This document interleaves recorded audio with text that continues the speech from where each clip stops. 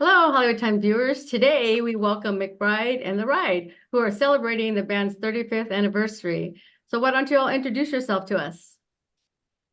Uh, uh, I'm Billy Thomas. I play drums and sing high in the band. I'm Ray Herndon, and I sing low in the band and play guitar. Hey, and I'm Terry McBride. I'm just tickled to be in the band. Yeah. That's great. I have to say, Terry, I actually interviewed you back in August of 2020. Oh, yes. I was telling the guy I met you through Zoom, you know. Yeah, right at probably about the height of the COVID situation was going on. Yeah, I guess that was my solo album was what we were promoting at the time. Yeah, it's good to see you. Good to be back. Well, welcome. So it says here that you guys first began releasing music in 1989. McBride and Ride released 3 acclaimed albums, Bringing Up the Road, Sacred Ground, and Hurry Sundown. Those are some pretty cool titles. So why don't you tell us how you guys all got together? Our producer, Tony Brown, put us together. I got a call out of the blue one day from Tony, and I was touring with Lyle Lovett for probably about 5 or 6 years at that point, and decided I wasn't going to go on tour with him that summer to kind of work on my own stuff. So I get a call from Tony, who I knew because he had produced Lyle's records. And he said, "Man, I hear you're not going out with Lyle. I met this guy that's got some songs and be a great direction for a band. Would you be interested in being in a band on MCA Records?" And I said, "Well, yes." Short answer. And we had a conversation. And fast forward, he introduced me to Terry when I was in Austin with Lyle. And subsequently, I decided to go on tour with Lyle because of that. And so that summer, I met Terry and we hit it off. And then Tony flew Terry and I. Terry was living in Austin. I was living in Scottsdale, Arizona, and I still am, but at that time. And flew us to Nashville. We met Billy Thomas and Steve Fischel. Billy had been playing with Emmylou Harris and Vince Gill. And Steve Fischel had also been playing with Emmylou Harris. We hit it off, the 4 of us. We went in the studio and rehearsed about half a dozen of Terry's songs that he'd written. And we hit it off. We heard these harmonies right off the bat. They just kind of came together just without a whole lot of effort, to be honest with you. Tony came in, heard the band, and said, "You guys want a record deal? You got one." Mm-hmm. So we took his offer up, and, you know, we played on those records. We sang on those records, and here we are all these years later, still doing it, and just very grateful that we're able to still do that. So, well, cool. Don't you like it when a producer puts you all together? Yeah, it's with someone like that. He was the kingpin not only at the record label MCA, but also in the city as well, and had made so many big records at that point that when I was approached by him, I said, if you want this to happen, I'm in. I want in on it just because of that. Yeah, Tony. He was producing all the cool stuff back in the day, the Steve Earle records and Patty Loveless and Steve Warner and just all that good stuff. Went on to do all those George Strait records and Rodney Crowell, Rodney Diamonds and Dirt, one of my favorite albums. So we were fans of Tony's too. You know, we wanted to work with him really bad. And plus, he played piano with Elvis. Yeah, and that was always interesting too. But yeah, he's got a long, rich history in gospel, and then you know, award-winning producer for years, and so. And he was our big supporter at the label, and you got to have somebody like that when you're a new act. You know, he was really instrumental in making everything happen for us, for sure. Yeah, well, why don't each of you tell us a little bit about yourself, like when you picked up your first instrument, you found your voice. Let's hear a little bit of each one of you.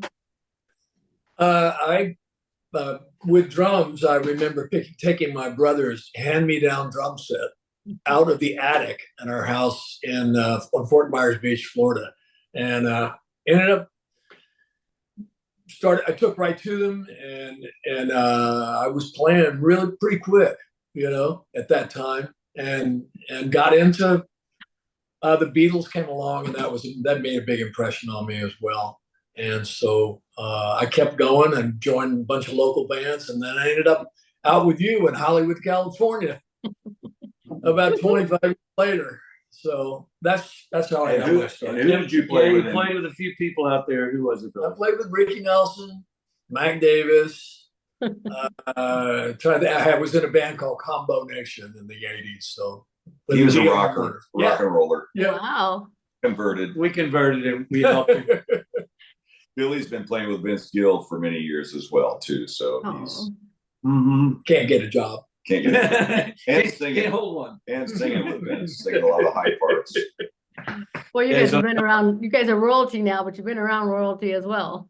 Oh yeah. Yeah. Oh yeah. Yeah. Gotten to do not only as a group, but with individual people we've worked with, some of the best things that you could possibly imagine in the music business. Myself, I started singing when I was 3. I made a record at RCA Records in Hollywood when I was 3 years old. It was a Christmas record.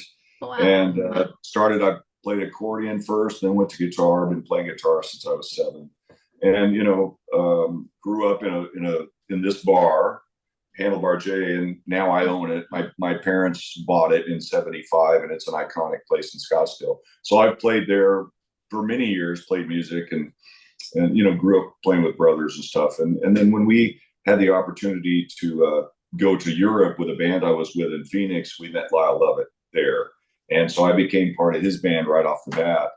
Right at the start of his career, we recorded his records in Arizona, and he got a record deal. And I've basically been playing in his band ever since, even, before this situation happened. And actually Lyle's band was why this happened for me, was because of Tony Brown. He produced Lyle's records. He knew I wanted to do more than just play with Lyle, and which I loved, and I've loved for all these years, and still do, obviously, from time to time.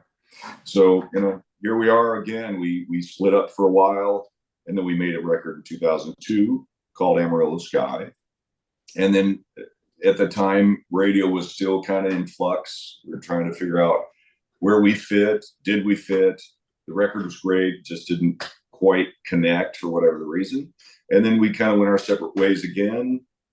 And then Terry and I kind of reconnected a few years ago. Actually, it was about 2019. Yeah, I think it was. He came out to play the Musical Instrument Museum in Arizona, which is an incredible museum. And he was doing a solo show, and he called me up and we sang Sacred Ground. And I said, man, we while we're still able, we should be doing this. And so we called Billy, and Billy was in, and here we are. And so now we've been doing it again for the last 4 years, and it's gone by quick. Of course, the COVID thing kind of put a little bit of a hold on it, because that's right when we started getting back together was when that hit. And then that put us off for a year or two.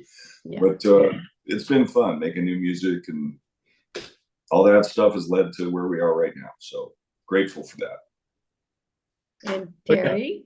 Well, and I got the bug early. Judy, my dad, was a singer, songwriter, touring musician, and looked up to my dad, wanted to be just like him. And, the best way I could do that, I thought at the time, was, to try to learn to play guitar. So I started early at 9, and went on the road a lot with my dad when I was a young guy, and then eventually ended up playing and touring with him for 3 years out of high school. I was already in a band all through high school, a really popular band. And so, that was my big influence. And then living down the road from Austin, Texas, I started being influenced by a lot of artists that were coming out of that music scene, and especially the outlaw movement, which was happening big time. And the leader of all of that to me was Willie Nelson, and I got hooked on Willie early on with, the Phases and Stages, Shotgun Willie first, but the Phases and Stages album really changed the way I listened to music. I had, just been listening to my parents' music or radio and whatever, but that's the album that really sucked me in, and songs were so different, so sad on that album. It was a concept album. It was a divorce record. I was like 13, 14. I couldn't wait to grow up and get divorced. I wanted to be, I wanted to be just like Willie. And ironically, I've never been divorced. I've been married for 43 years, but I wanted to be like Willie. Whatever he was doing, I thought, oh my God. But the songs were beautiful, so well written, which Willie has, just been known for that forever. And the whole production was really understated yet really moving, and Jimmy Day's steel guitar. Anyway, that led me to just really taking on everything I could get coming out of this city of Austin, Texas, down the road from where I was living. So I was very fortunate to be in that area where I could be in high school one day, and that night I could be in Austin seeing any one of my heroes, from Willie to Jerry Jeff to Rusty Weir to Gary P. Nunn to Ray Wally Hubbard. They were all living there, and they were all performing there. So it was kind of mind blowing. I had these records, but then I could see these people in the flesh, and then hear them in the band. It was life changing experience for me, to say the least. I never really looked back. Like, this is what I want to do. This is who I want to be. And then I was kind of on my way after that. Really, just never gave up, even though lots of obstacles in the way. This business is crazy. I had lots of questions and doubts if I would ever make it to anywhere. And fortunately, started making trips to Nashville, and some songs I was writing with a couple great songwriters in Texas. It opened some doors for me and led to McBride The Ride, for sure. Yeah, where did the title come from, the band? We know McBride, but The yeah. Ride. We had a band, Judy. We were called Wild Horses for a moment. We really liked that name. Yeah. There was a band, of course, the Rolling Stones. There was a band in Ohio there was a cover band, but one of the members was an attorney, and they trademarked that name. And we couldn't get it. They wanted to sell it to us for like a ridiculous amount of money. And so then Tony and the label said, we got to focus. We got to find out who the band is. I was going to be the lead singer. So they thought McBride might be good if we could use it somehow. And at that particular time, there were a lot of bands like Huey Lewis and the News, Bruce Hornsby and the Range. Yeah. So I didn't want to use my full name, but I thought McBride could be interesting. So we used McBride, and then we knew it rhymed with The Ride, and the label loved it. Actually, so there was a guy did a painting of me years ago in Arizona, Oh yeah, The Ride. And I'm holding a saddle, and the name of the poster is called After the Ride. Yeah. And I looked at that one night, and I thought, McBride, they want McBride out front. Yeah. And I saw After the Ride, and I thought, The Ride. And then if something happened, what would I do after the ride? and so, I think I called the guys and said, how about this? Yeah. And everybody was like, cool. And so Tony was like, that's too good to be true. Yeah. Surely we can't use that. But yeah, we got it. It stuck. And it did. Radio, it was easy, it was hooky, it rhymed, and so rolls off the tongue. They really liked it. So yeah, it helped. Band names are hard. We had a lot of weird, ridiculous. The Beatles without the music. Is that really a great like band the name? Texas Twisters, and we had hundreds. We really did. Yeah. Well, good for you two guys putting it together. It does roll off the tongue, all right. Goes great. So let's talk about you guys. Do you have a live EP coming up? We do. We've been working on it, getting it ready, mainly selecting the songs. We're out at Ray's venue, the Handlebar J out in Scottsdale. We had 2 little sold out shows there. So we had a great crowd, and we just happened to be recording in multi-track those 2 performances. And we realized, we had some good stuff in there. We'd never recorded a live record.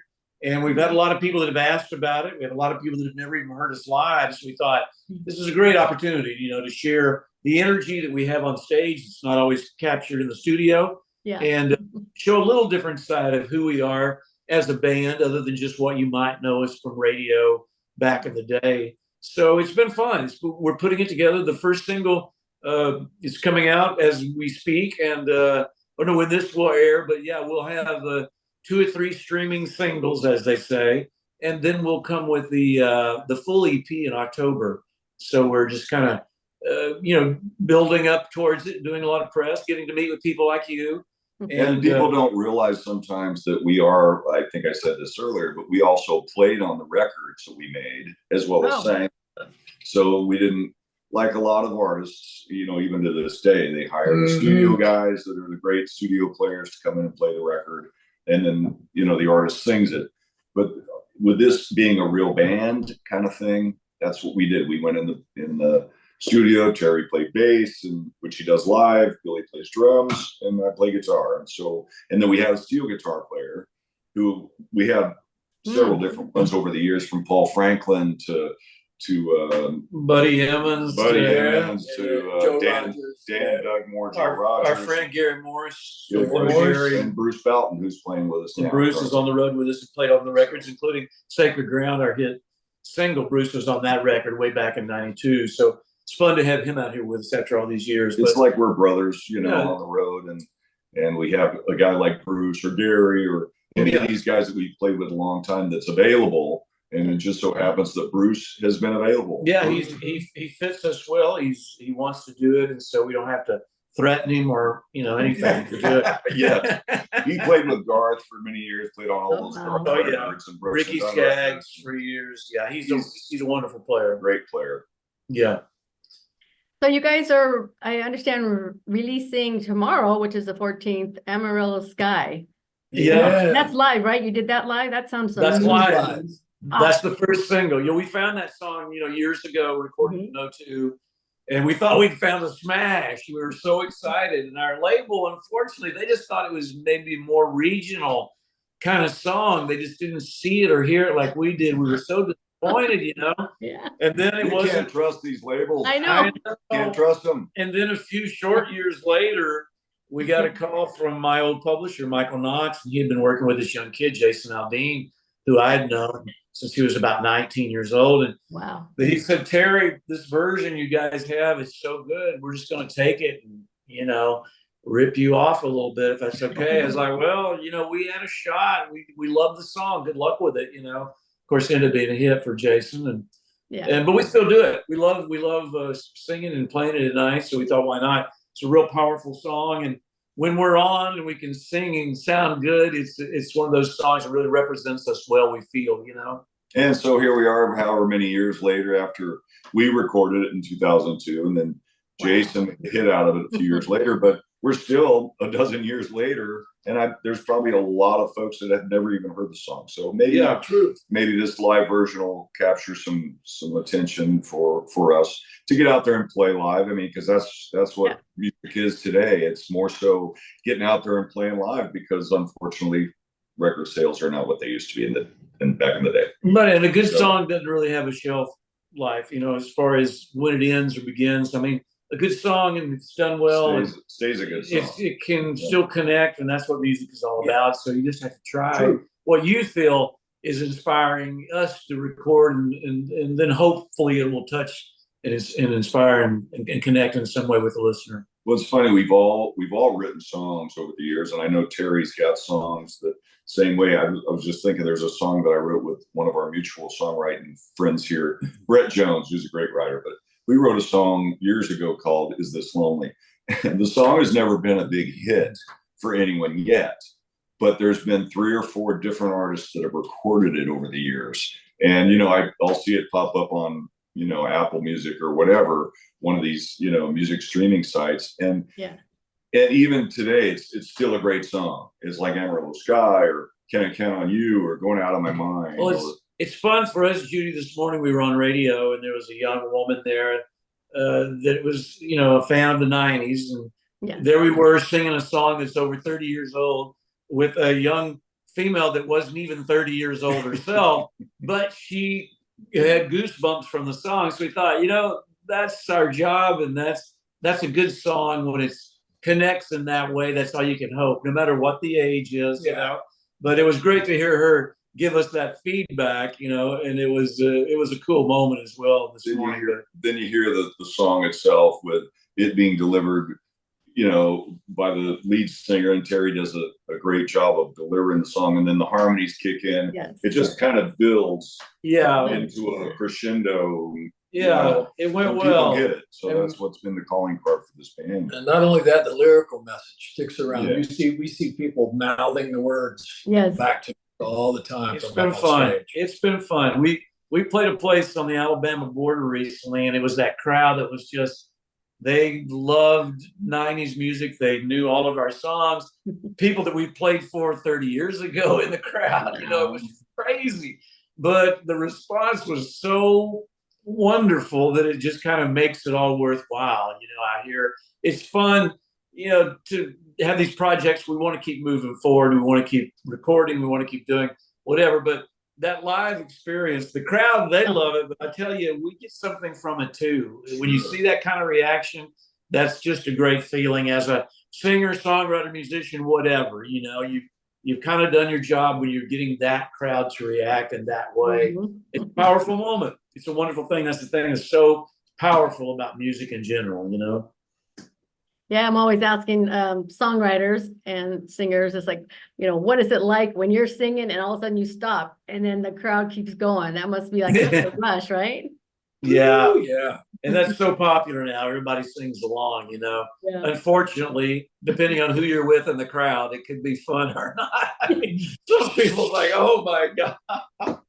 Some people are doing their own spotlight moment in the crowd, but The epitome, I was mentioning in another interview earlier that I went to see James Taylor, who I've been a long time fan of, last night here in Nashville.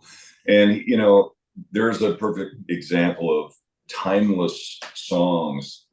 People in the crowd are singing songs that if you don't know James' music, you don't know those songs, but they weren't necessarily hit songs, with exception of, How Sweet It Is and a few of those. But these other songs is totally that. And you see 50,000 people. How many years later he's been out there? 50 years? Yeah. 60 years? A long time. Yeah. And here he is, those songs are as good now as the first time I ever heard them. And so I think that's what we try to do with songs that we choose to record or put out there. And that's why, again, Amarillo Sky wasn't written by us. It was written by Big Kenny and John Rich, Big and Rich. Yeah. And at the time, they hadn't had really a career yet as Big and Rich. Yeah. They were small and poor. Yeah. They were excited to have us record the song. That's where they were. Like you said, it's a great song. And, had it not been for us recording that song in 2002, very possible wouldn't have been even a hit for Jason Aldean, because when we recorded Amarillo Sky, the last verse wasn't quite right for us. And we brought the song into the studio. Everybody agreed we loved the song, but the last verse isn't quite right. So those guys came out one day, we're in the studio, Miller recording another song, and knock on the door. It's Big Kenny and John Rich. Hey, we're here. They had a 6-pack of beer and they were ready to go. Yeah, they were. So they rewrote the last little. They hadn't been to bed yet. Yeah, they're still up. And it came, But they wrote an incredible line or two in that song. Please let my crops and children grow. It's the only life I've ever known. They came out of the kitchen with that line, and the other line was about Grandpa grading the road. Oh, I mean, man. I get it, but it just lost the momentum for me when I heard Grandpa grading. Ain't nothing sexy about Grandpa grading the damn road. But they went in there and came back with that wonderful line, and they had told me at the time, like, Terry, you want to change the verse? You write it. Now I wish I had, but there were actually 4 songwriters on that song already. So I just went, that's a lot of people on one song. But you think about it, that evolved because we started recording that song and had to change that. And so my point is that, hey, maybe without that last verse, we don't know. It may not have been a hit for, anybody, but we sort of catapulted that song to where it is now. And so we're releasing it as a live. It's a great song. Good way to kick off the EP. It's a big, powerful song, and it, like I said, represents us well and what we do. And so, we're excited about it. So, those outside songs have to fit us as a band. Really, we have a sound that we're really proud of, and we want to try to keep that going. So, especially like Terry was pitched a song last year, Marlboro's and Avon. Yeah. And that song was very much had the sound of us. He went back and tweaked some of the lyrics on that as well. Yeah, so just he feel better we singing. can relate to it. We got to be able to find songs that inspire us and we can relate to for sure. Yeah. I mean, we've done a lot of music and recording over the years, but we're not the 20-something, 30-year-old mullet wearing guys we used to be. So it's all has to evolve and move along, or we're going to be stuck. And so we want to keep moving, and we trying like to keep recording songs that sound like a song you'd want to hear 100 more times or 1,000 more times, hopefully. So that's kind of our goal. A lot of artists are Yeah, singing bringing back songs that you guys recorded way back when, redoing them. And, I have two sons, one's 38, one's 31, they've got their kind of music and now I'm Sure. playing their playlist and I'm like, they're listening to country music. They hated it when I was growing up with them. And now I'm like, Of did you just course. play Johnny Cash? Did you just play Jason Aldean? What's going on? And like, they're loving it because they're hearing these songs differently, and I'll play the song. They are. They're like, that's not the same song. I go, yeah, it is. But, Yeah. I'm But glad they you guys have- are doing that. But they have to discover it. We can't tell them what to do. Exactly. I've found out with all kids. Texas has its own music scene going on down there. It's very traditional. A lot of it, it's really all over the place, but Yeah. it's all fueled by these young kids. They're just sort of experiencing country music for the first time. And, and with their ears, it's like their music because they're discovering it. It's not something that they're listening to their mom and dad or the grandparents played, but we do have a lot of those fans though that grew up with our music because of their parents or their grandparents. They're very passionate about that 90s country, just like their parents were. Exactly. So I was just wondering, there a lot of us interviewers ask great questions or not such great questions. So each of you tell me a question that you always hope that an interviewer would ask you and they didn't. They haven't yet. So what would that be? Oh boy.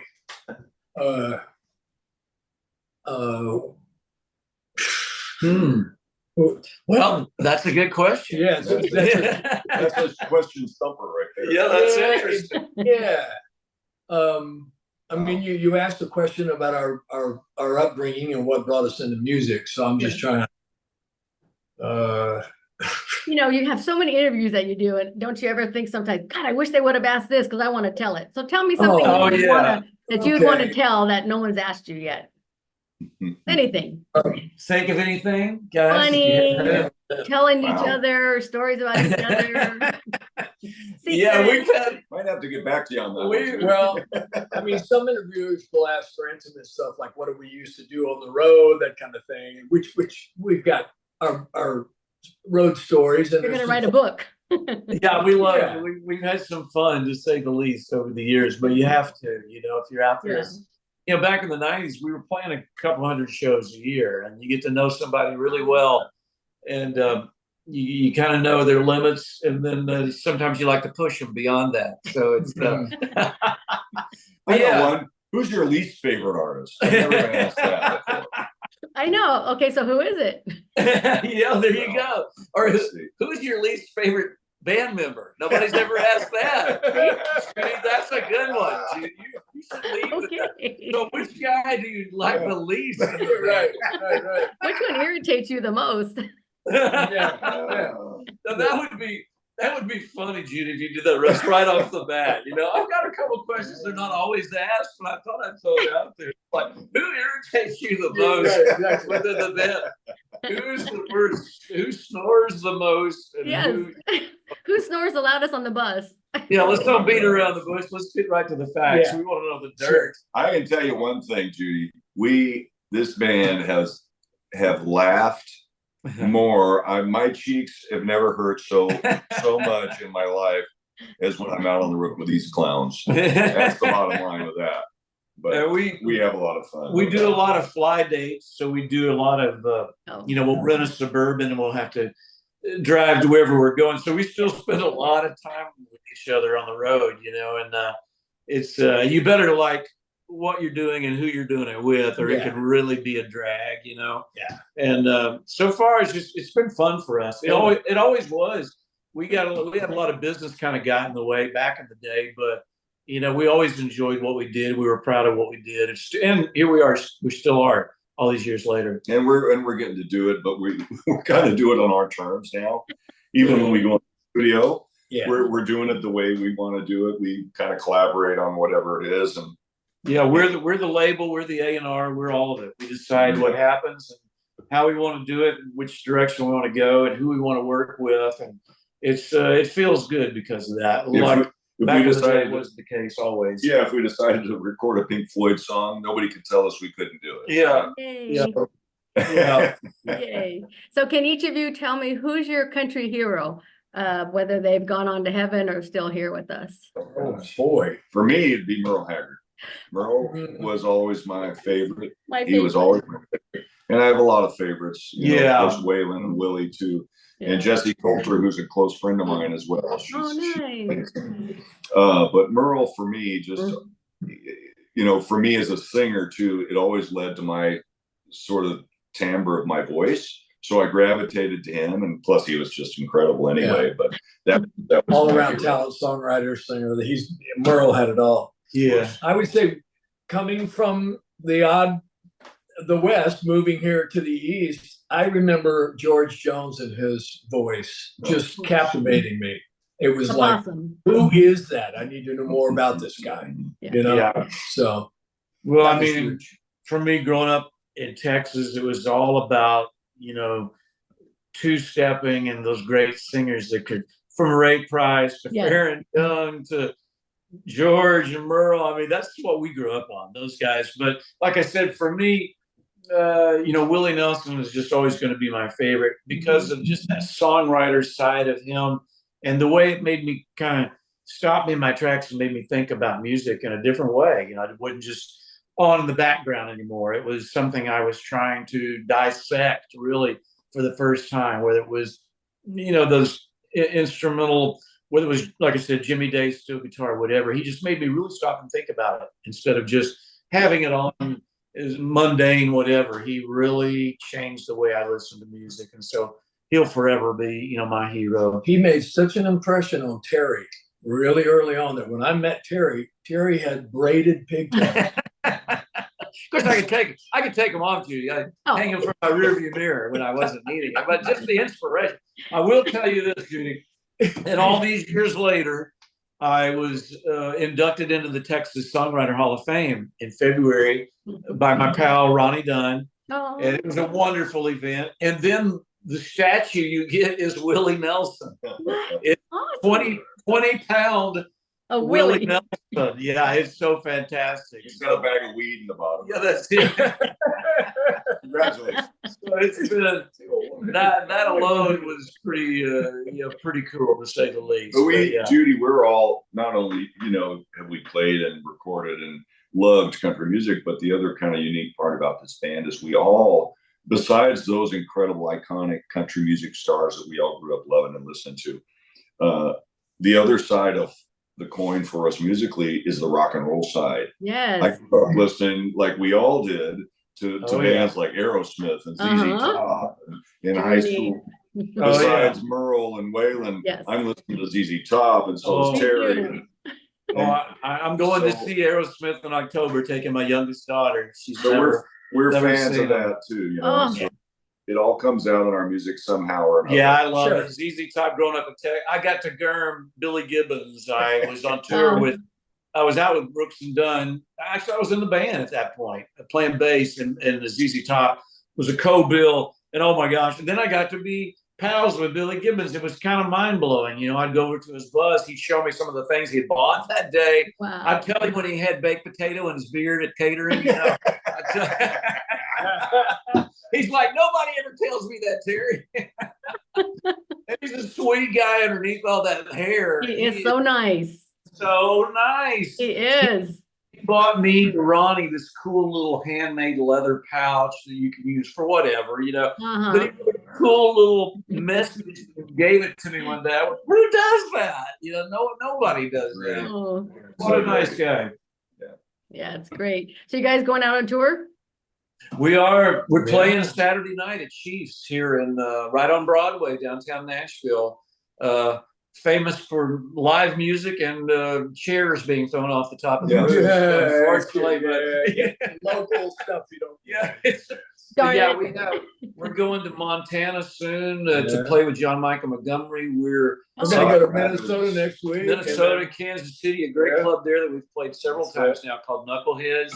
And then we go back to Texas, the Brontex Theater, a beautiful, cool theater in September, doing Denison and Texas City in July. So yeah, we're all over the place. But we've got some good dates coming up. And You we coming have out here to SoCal anywhere? Or Arizona? So many requests. put in a good word for us. We got to get our way back, work our way, because that used to be a hot spot for us back in the day. I'd love to get a little West Coast tour, but we'll let you know if we get headed your way. love for you to Okay. come out and see us. for And we're sure. gonna do an EP release party, I believe, in October here in Nashville. Yeah, Yeah. yeah. Oh, I might have to come back. Come on. Yeah, Come on. whatever. That's a good excuse. Come on. It will have cooled off by then. So, good. Yeah, we Good. have, close to the Ontario airport, and Delta is now offering Ontario airport nonstop to Nashville. I said, I'm in trouble. Wow, that's fantastic. Oh, that's gonna help. Yeah. Yes. That opens it up a little bit. I like Aside those from that, nonstop. was it like Southwest was your only option back in the day, or Well, they all have like, no one had nonstop from oh, Ontario. nobody had a nonstop? You have to go to Wow. LAX. That's how I had to get to Nashville. Yeah, I But now it's Ontario nonstop to Nashville. I'm like, Yes. on Delta. I'm there. Yeah, that's a cool That's little great. airport too. Yeah, that's an easy. I can see why you want to get in and out of there. Yeah. Yeah. So anybody listening to this interview that's out in our area, neck of the woods, and I live in Arizona, come by my club, Handlebar J, Okay. and I'll buy you a cocktail. Tell me that you heard us on the The Hollywood. Times. Okay, come on out. No, it's in Scottsdale. In Scottsdale. Oh, it's beautiful there. Okay. This is where we recorded the live EP from. Yeah, we played there in February. It was pretty nice. The weather was Yeah. fantastic, and yeah, we had a good time. Do the waiters wear handlebar mustaches? Well, I'm going to get the guys. Yeah, get us some fake ones and on the girls too. See, like there you go. Perfect. They have a cool little mountain range, all around Scottsdale, but they've got Camelback Mountain, and we climbed it like 30 years ago, 25 years ago. So I went back and tried to climb it. One, I realized I was one of the older people on the trail. I noticed a lot of young kids panting and red faced, and oh my gosh, it was so much harder. It was getting hot as we were getting further along. They have closed the trails because most people are not smart enough to Bring- hike in Arizona in 100-degree weather without Yeah, bringing water. and water. I had water still. It was scary this time. I mean, you think you're in shape until you try to go do something like that. It was No doubt. it was still beautiful and it was fun, but boy, it was a little bit harder than I remember for sure. So let us know, what is your social media? How can we find you, our viewers? Yeah, the official McBride The Ride official, that's like Instagram, and McBride The Ride on Facebook, TikTok. McBrideTheRide.com is our website where you can find all of our tour dates and anything you want to look at what we're doing and what's what we're up to. They can join our fan club on Patreon. Patreon. Yeah, Patreon. Yeah, that's something we've started. Sort of like a modern day fan club. You get a lot of exclusive different things just because you're a member of that. You're going to see Terry without his sunglasses. Yeah, no. I've not seen that yet. I wouldn't be able to see you, Judy, if I took them off. I'd go, Judy, where are you? Well, that's great. You guys have how about some departing words for us before we let you go? Come on back out and see us. It's better than ever. Yeah, I just say keep it country, Judy. Thanks for having us so much. Good to see you again. Let's try to do it before another 4 years. And Yeah. we hope to get out to the West Coast soon and play for our fans out there. So yeah, we Yeah. love it. put in a good word for us. Yes, please let us know and we'll find you some PR rep back here and get you in, because there's a lot of places for you to play at. So we want to see you get out here. That'd be great. Okay. We looked forward to that back in the day, going to the West Coast. It was a lot of fun. Great venues, a lot of memories of those shows for sure. Sounds good. We have out here in a town called Temecula where they have wineries. They have Sure. Wilson Creek, and a lot of the country music people are starting to come out. So let's see if we can get You you to bet. Wilson Creek. Yeah, they do a lot of singer songwriter type Yes. things out there for sure. Yeah. Yeah, I've done a couple things up near Marv Green, a great songwriter. I went out there one year, and his is by was that Santa Rosa or Santa Ynez? Oh, no. Yes. That's up Santa there. Ynez. That's where it was. Beautiful. It's in that little community that's all Dutch. What is Yes. that? Solvang? That's it. That's it. That's Yes. it. Oh, it was wonderful. They have a cool little outdoor amphitheater Yes. right downtown. That's where we played. Wonderful crowd and really wine tasting during the day, and then Yep. singers, songwriters forgetting their words at night for some reason. Yeah. So. Woo! Right. Yeah. Here's one I wrote. It's like a song they didn't even write. It's like crazy. Is it possible? Yes. Oh, uh-huh. It's Yeah. another. That's another great place. So, but we here in Southern California, we have Temecula, and that's where a lot of wineries are down Yeah. there. So you'll have to get you guys to come out. You can fly into Ontario and go out to Love Temecula. it.